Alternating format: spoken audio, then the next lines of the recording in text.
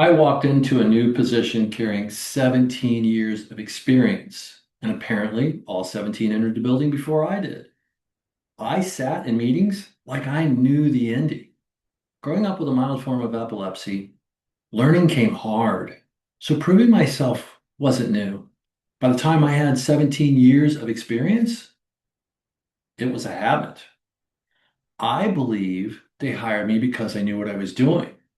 But what I didn't understand yet was experience can make you competent and still make you uncoachable.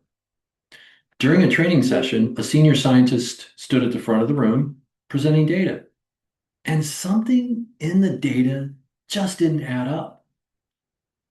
Instead of asking a question, I corrected him out loud in front of the entire room. I said, "You do not quite have all the facts."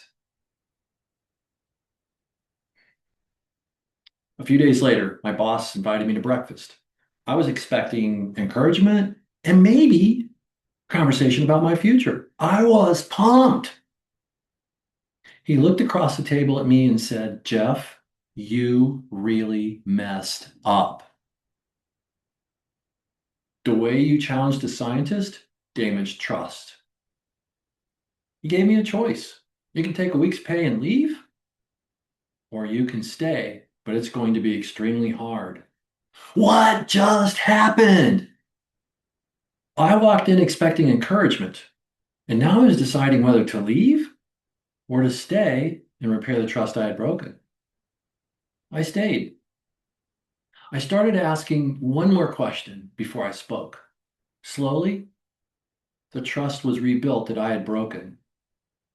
I wasn't trying to just be right, I was trying to be valuable. Valuable enough, smart enough, worth the position they had just given me.